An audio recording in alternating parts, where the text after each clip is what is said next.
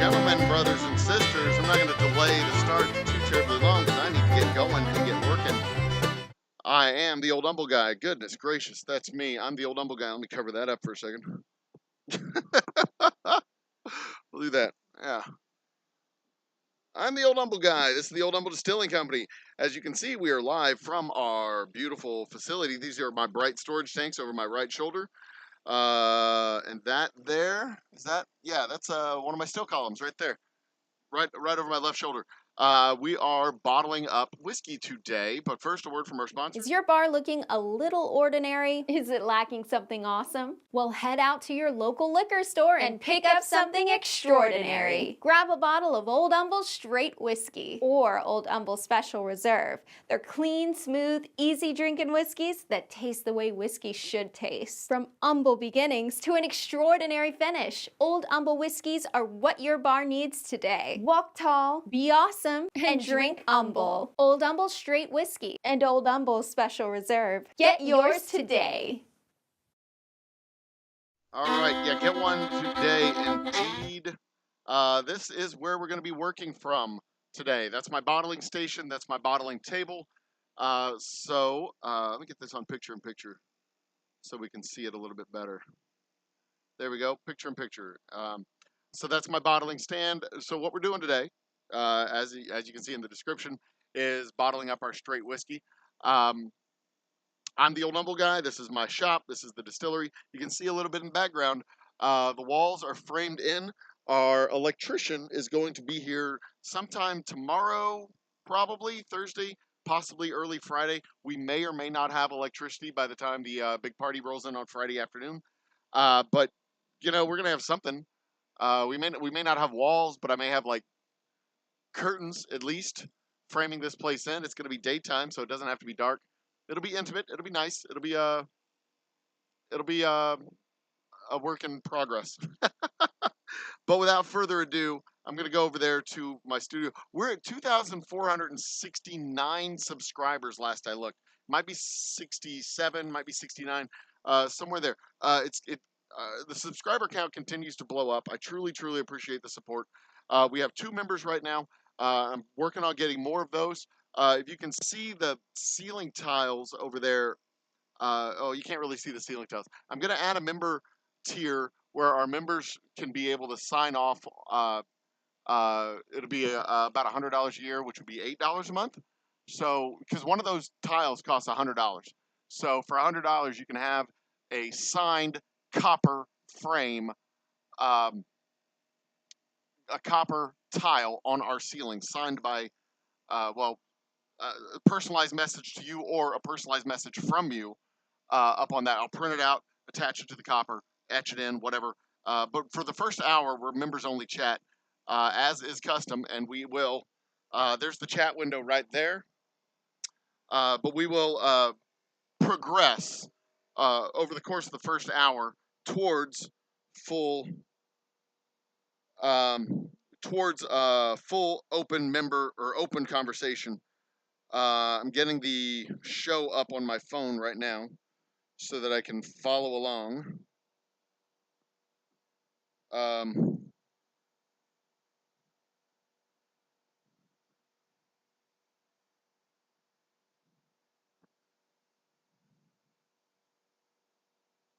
There we go.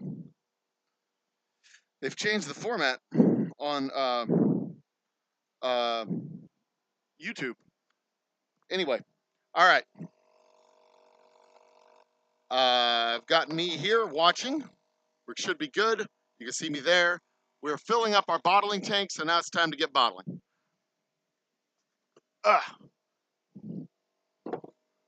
Power on. All right, so this is my bottling stand, my bottling station for the Old Humble Distilling Company right here. Get this off. Oh no, actually that's actually good to have on because it's keeping the sweat out of my eyes. So I'm going to keep this on. Kind of look like a pirate. I'm okay with that. All right. Yarg. Probably ought to raise the camera up just a shade as well. It's always risky. because my tech sucks. But should be okay there. Yeah, we'll be okay there. All right. So what we do, every 27 seconds, I get 4 bottles of whiskey. The first set of bottles is very bubbly. And you'll see that in just a second. Okay, camera is at the right height. Good. Camera's at a better height. I'm good with this. So this is our straight whiskey that we're bottling, the purple label. I am going to need to get my corks, which are over there. Bloody hell. So the first batch, the first couple of bottles are not quite, they're a little bubbly. So what I'll do is I'll manually top them off. And that is because there's air in the lines.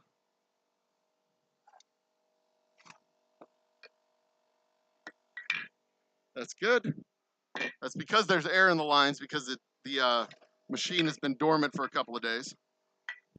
A couple of weeks, really, since the last time I bottled bourbon. There we go. Let me go get my corks, which are over here, behind everything, because I am in a advanced state of chaos right now due to the build out.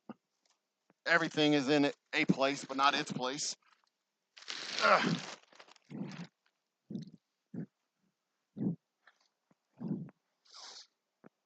When we're slowly getting a place for everything as we move forward, and I figure out where everything's supposed to go in the new build out style, the new build out design.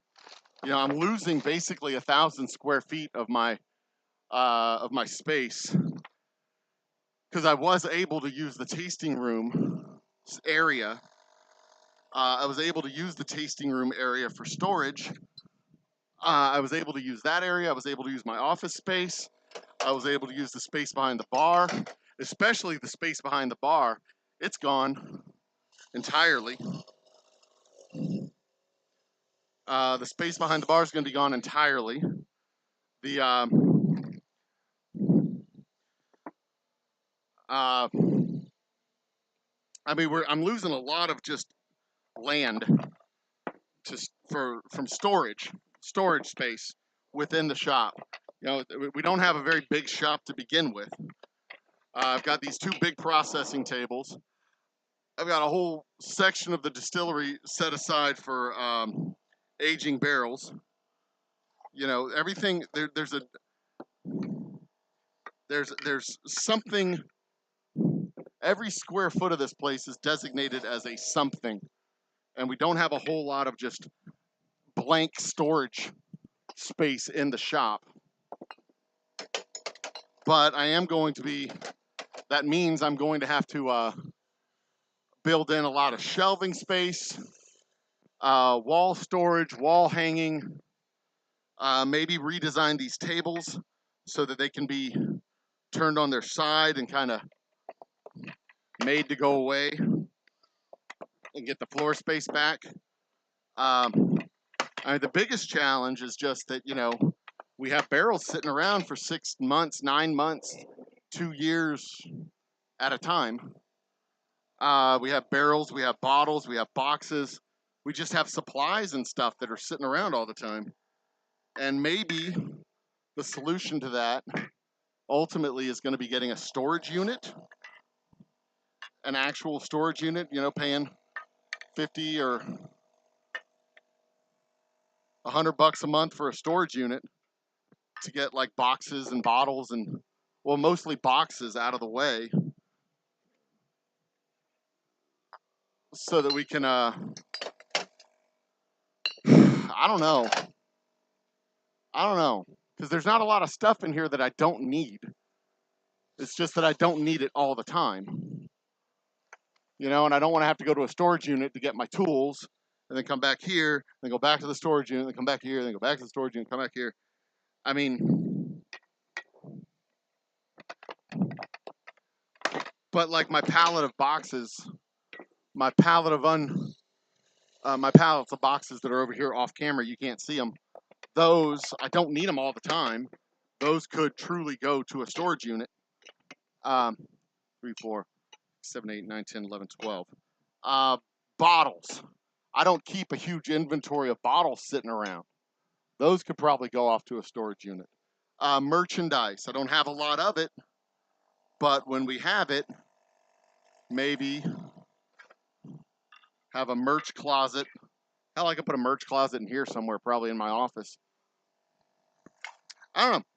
There's thoughts to be had. I've got a lot of work still left to do as far as organizing the shop once I'm done with the build out and done with the bottling and setup of my next batches of whiskey going out the door.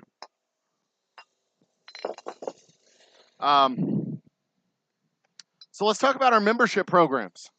I've got 3 tiers right now in my membership program. The basic superfan membership. Our basic superfan membership is, I believe, $4 a month or $2 a month. It's $2 a month, $25 a year, $24 a year. That is your superfan level of membership. That gets you access to members only chat. That gives you gives you your members only chat. It gives you access to members only streams. So when we start doing our live shows from the distillery, that'll start with members only chat, but then we do our live show that's a members only stream, and then we edit it, cut it down, and send it out to the public as an edited. That'll be open to the public. Or possibly we do a public stream with members only chat. That gets you access to the members only chat for these special live shows. Some of them will be members only shows, especially if it's live music or a live performance. If it's just a live recording of our podcast, that'll be a members only chat public stream. Then there's the second tier, which is $5 a month, which gives you access. That is our Wildcat tier, and that gives you access to members only sip along opportunities where we send out sample bottles of stuff we're working on, stuff you can't get anywhere else. We send out a sample bottle of that stuff to you and your fellow Wildcat members, and y'all get a chance to enjoy our highly experimental cocktails and drinks. Well, cocktails, it's not a cocktail. Highly experimental products before anybody else gets a chance to drink them. And you can give live feedback to me on the show as we do a sip along. You can join me via Zoom or StreamYard or Restream or whatever product is being used by my production staff at that time.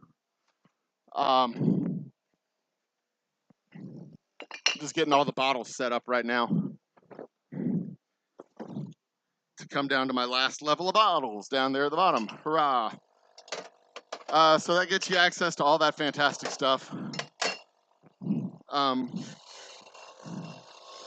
The sample bottles, the member invitations to be on panels, member invitations to be on sip-alongs, member invitations to basically be our research team as we make new product and try new product out.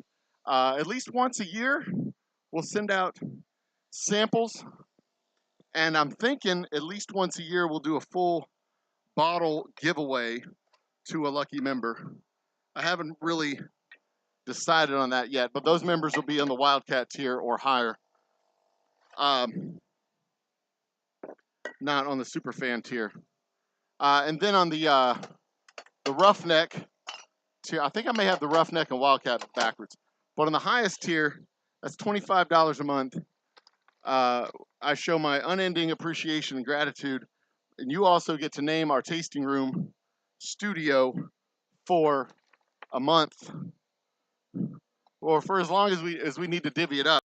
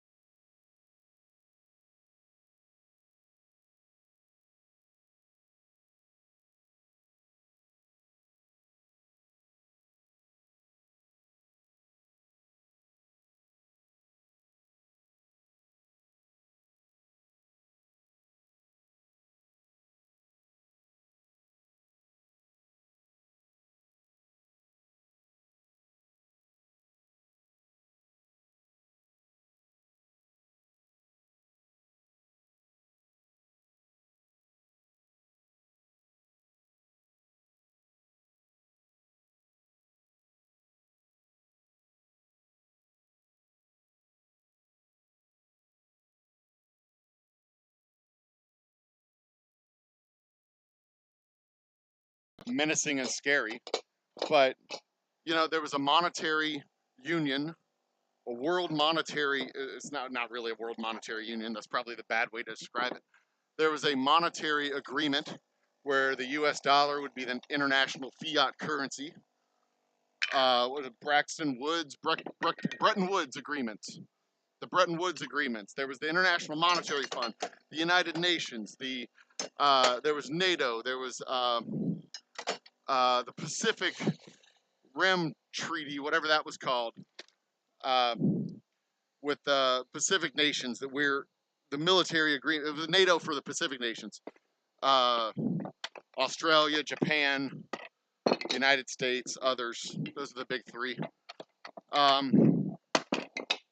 There's a whole alphabet soup of organizations, international organizations, that were established in order to maintain global peace, global order.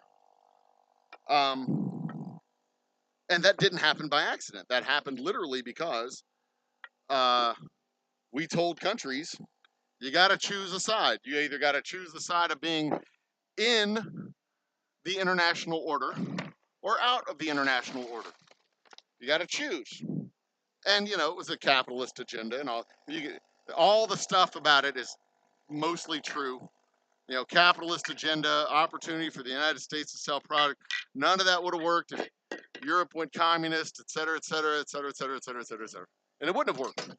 If France and Germany and Britain had fallen to the east of the Iron Curtain and under the dominion of the Soviet Union, none of that shit would have worked. None of it would have worked. It would have been a whole different order. So, you know, we can say that whatever. I mean, it was all propaganda. We can say whatever we want about capitalism in the 40s and 50s and 60s, about whether or not capitalism was a better system or worse system. Is there ways that that's a whole nother discussion to be had about things that work better with capitalism versus socialism, because certain things do work better under social order than capitalist orders. That's just an empirical fact. We don't know that here in the United States because we don't have any of those. Well, we do, we just don't admit it. But even in our socialist programs, there's limited competition, like mail delivery. That is a privately run public business or government entity, barely privately run. It's run at an arm's length from the federal government, let's put it that way. But that's getting off topic, sidetracking.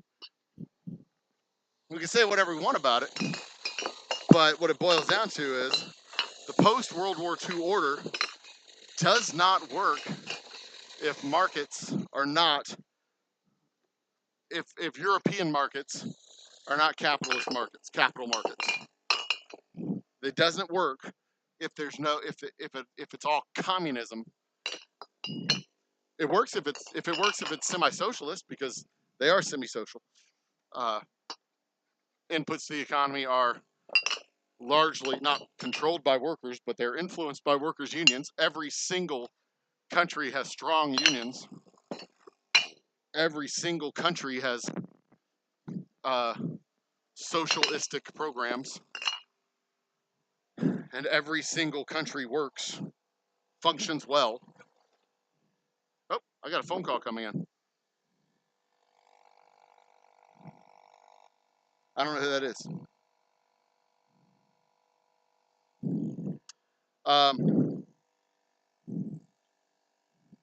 There were issues in the 70s with social programs and looming bankruptcies of governments and stuff like that. But that had a lot to do with monetary programs and monetary inflation, monetary policy, and all kinds of other stuff. And there was a push towards privatization, and that happened. And a fair argument can be made a fair argument can be made that we have benefited not a shred a bit of privatization of our public utilities. Not a whit. Prices have not gone down. Investment has not gone up. There's been no improvement to services in the United States after the privatization of public utilities. So we're talking mostly electric utilities because they didn't really privatize water or water or sewage or any vital, at least I don't think there was a big push towards privatization of water. Although there have been, you get bottled water. But yeah, that was the topic that occupied a significant chunk of yesterday evening and a small portion of this morning. Like, it's okay to not have an opinion, too. Be all like, I don't know anything about that. But you don't make peace by not choosing sides. Not choosing sides does not create peace. You can... That's not how you make peace. You don't make peace by throwing up your hands going, nope, nothing I can do here. You make peace. You may not participate in the conflict, but if you have the means to participate in the conflict, you should, if your intention is to make peace. Even if it's just like saying, hey, you're both bad guys. One of you bad guys is going to have to step back and stop, and we're going to stand in between you bad guys, and now we're going to enforce the peace and make you both do the things to make a peace happen, which is, build utilities, participate in the local community, whatever that community is, whether it's the international community because they're a couple of countries, or whether it's like, after school activities because you're a neighborhood and just a couple of doofuses fighting with each other. Anywho,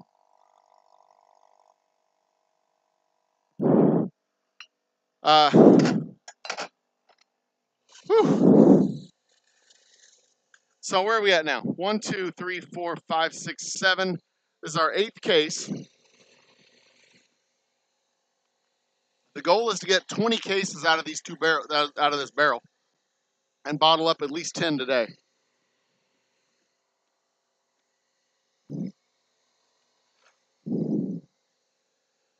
Oh, goodness. All right. There it is. So this will be 9, the end of this. 1, 2, 3, 4, 5, 6, 7. No, this is 8 at the end of those 4. Boom.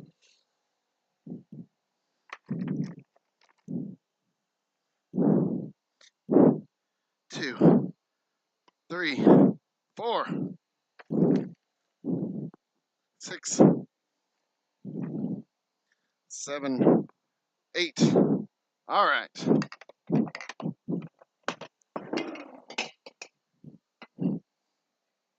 Boom. Boom. All right. This is my corking machine. It's for closures. It's called the Glengarry Glen Ross. Because I'm funny. I'm clever. It's wordplay.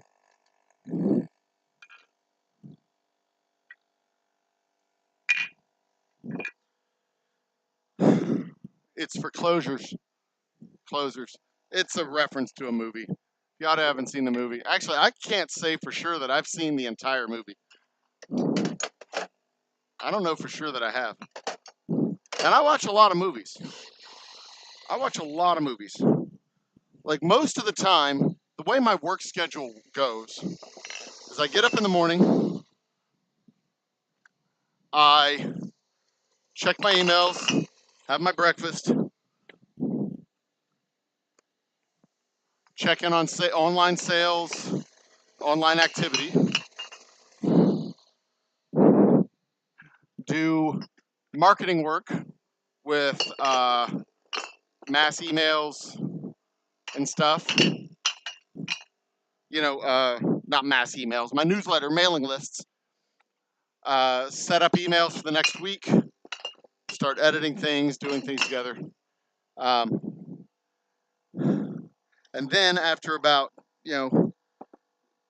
during that time, I usually turn something on in the background to watch. That's 82468. This is case number 9. Put something on in the background to watch while I'm doing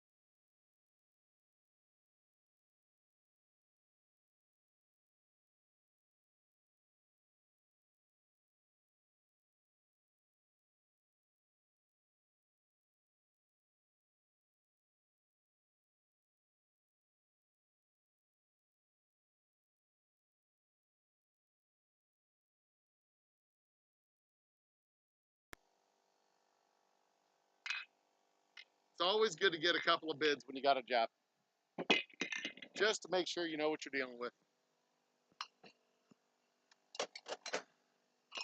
Always good. Who we got here? Mr. William Hall. Can we not hear anything? Is the audio dead? Is the audio dead? Testing. No, we got audio. There's audio. At least it looks like audio. Do you have your sound turned up, sir?